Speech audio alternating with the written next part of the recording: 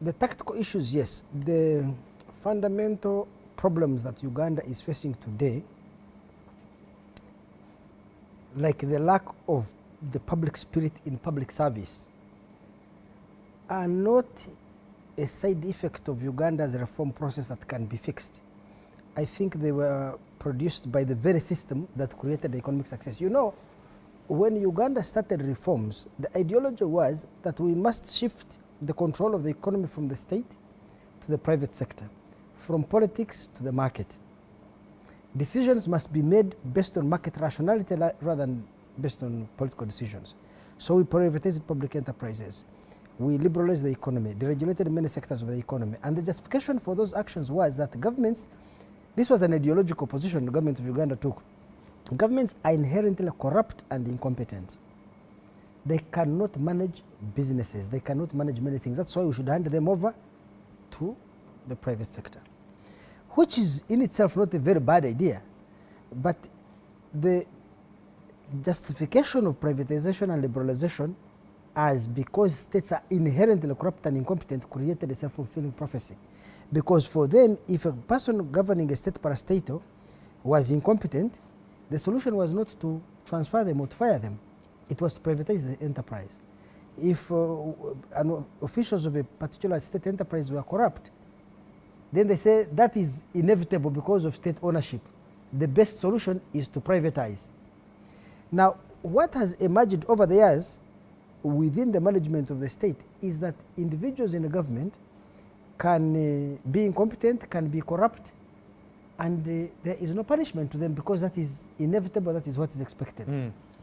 The second thing was democratization. Theoretically, it's a very good thing, but democratization came with its own costs. Let me give you an example. Before we democratized it, before Museveni was subject to elections, he used to be the Speaker of Parliament. Chigongo was his deputy. If there was a major piece of legislation that Museveni needed to pass, which was controversial, he would don his military fatigues, call a closed session of the NRSC, literally ram his vision or his policy through Parliament. When we started elections and Parliament was made so powerful, now Museveni has to invite members of Parliament to Parliament, serve them tea, bribe them, pay this. So the marketization of the economy was followed by the marketization of politics. Now, unless you have money to buy MPs, you can't get a vote. Every single thing became for sale. Public jobs became for sale. Even appointments to meet the president now are sold on a public auction. You can pay $50,000 or $100,000, whatever it is you're looking for. You get an appointment to the president or you get a blue letter from him. The systemic destruction of the public ethic or the public spirit in public service has been so thoroughgoing and comprehensive that I wonder whether it will be possible any longer to rescue Uganda.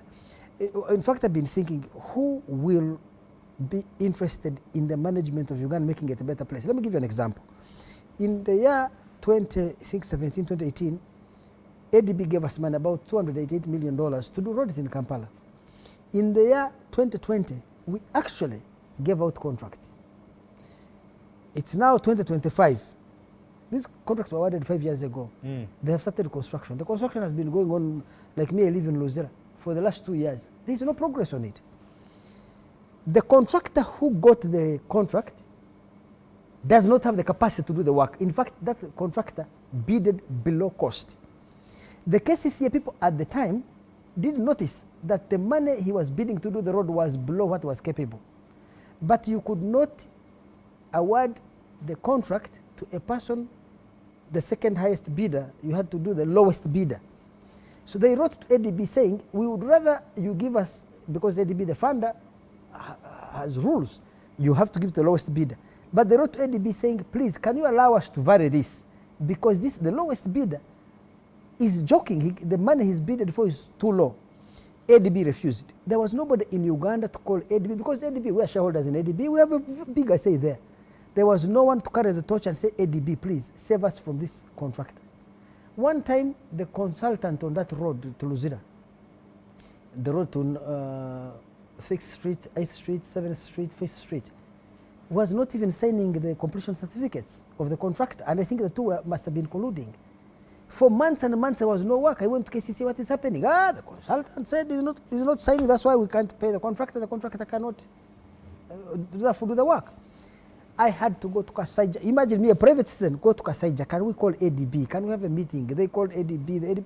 Finally, we had to appeal to ADB president. I think Kasaija Matia is a governor there, to fire a consultant here. And my own suspicion, even then and now, is that the contractor was colluding with the consultant not sending the certificate so that he's not paid. When he's not paid, we pay the man prolongation cost because he's asked government. Our government consultant is delaying him.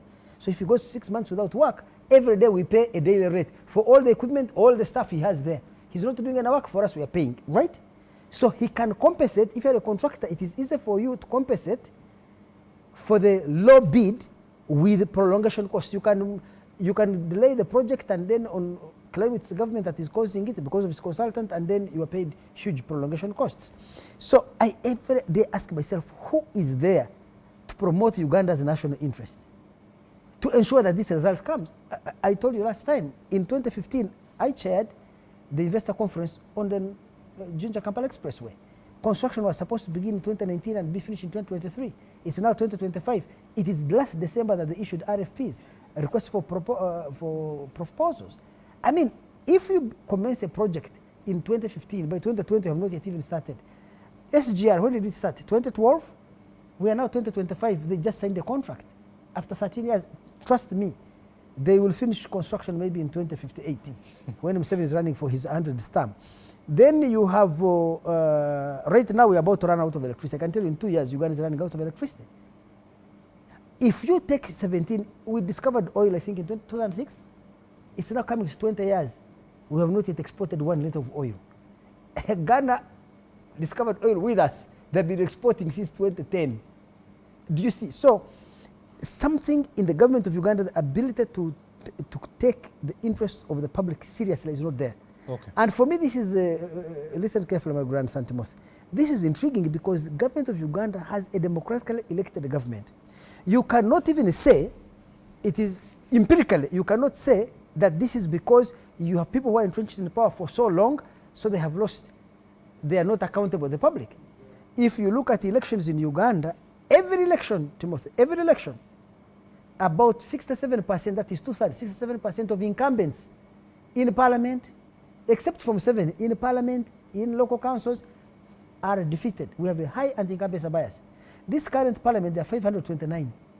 Of them, only 105 were in the last parliament. So we have a high turnover of members of parliament. Why do these ministers who get elected, members of parliament, district councillors, all these elected officials, there are about 3 million elected officials in Uganda, why are they not responsive to the needs of the citizen? You live in Kampala.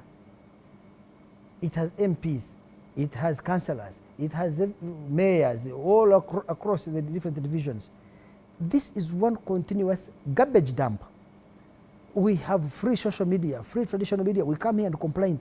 I ask, who holds that torch to say, I am the driver? Because essentially, I would imagine, in very bad circumstances, you need a president like Kagame is in Rwanda, who is directly committed that I will see the right thing done for the country. He's driving on a road, he sees garbage, he gets out of his car, puts on his gloves, calls his soldiers, they begin cleaning. Just imagine the president is doing that and you are the mayor of that town. For him, he has stopped over in your town and is busy cleaning garbage. What do? He's driving, there is a pothole on the road, he stops and calls the minister. You see, that person is not there, or those persons are not there.